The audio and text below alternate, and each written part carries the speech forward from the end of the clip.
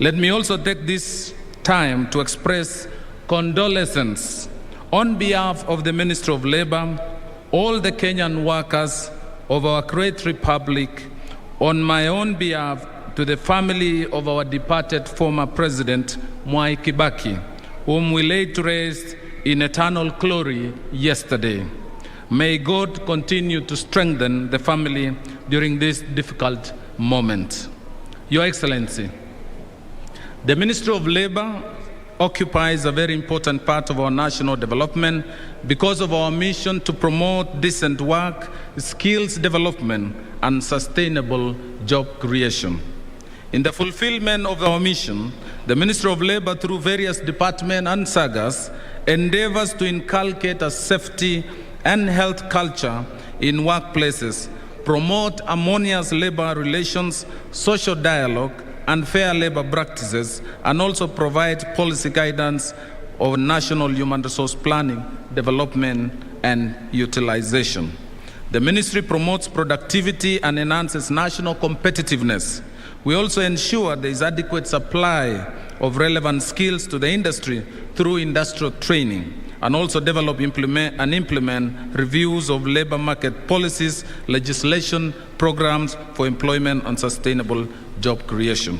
Your Excellency, the workers of Kenya have been at the forefront in the implementation of your Big Four agenda, which was interfered by the emergence of global COVID pandemic. In spite of this, Your Excellency, you demonstrated leadership.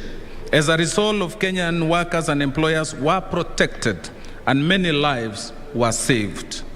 Your Excellency, you remember of the programs that you laid down, the reduction of pay as you earn, the reduction of VAT, and payment of a stipend to those who may have lost jobs. All this, Your Excellency, went a long way in protecting Kenyan people and workers.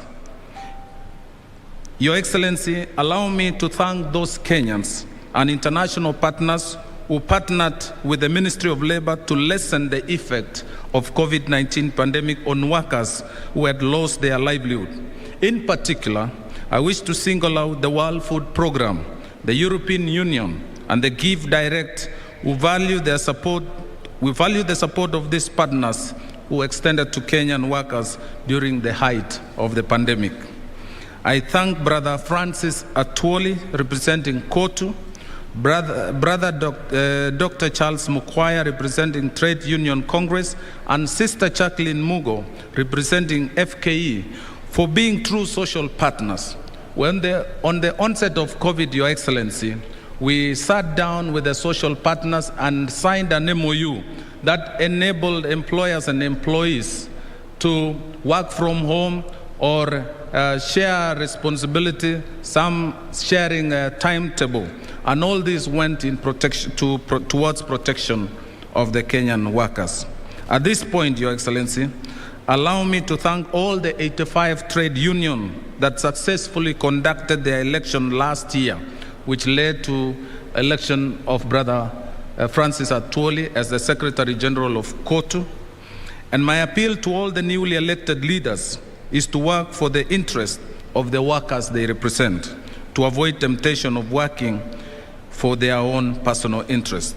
Your Excellency, allow me also to mention that we currently have over 4 million Kenyan migrant workers spread in most countries of the world. As we celebrate this Labor Day, we recognize them for the immense contribution which they make to our country, not only through diaspora remittances, but also through technology and skills transfer, and also for being the most valued ambassadors of our country. I recognize that few Kenyans have faced unfair treatment in destination countries. But I want to thank you, Your Excellency, because for every case that has been reported, your government has used established diplomatic channels to seek answers from those countries. On behalf of the migrant workers, I thank you for approving the setting up of the Migrant Workers Fund.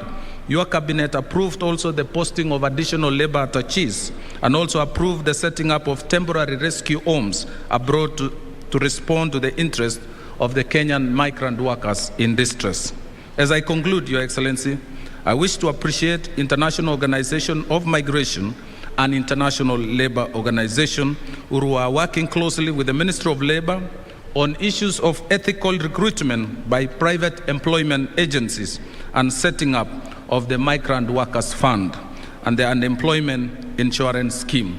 Your Excellency, I wish to personally thank you for allowing us to work together with our colleagues in other countries to campaign for the first African ILO Director General from Africa. We did caucus through regional forums like the EAC, Council of Ministers, the IGAD, and ARLAC. And in all these meetings, we were able to pitch for our African candidature that led to our finally election of the first African to be the Director General of International Labour Organization. I thank you, Your Excellency.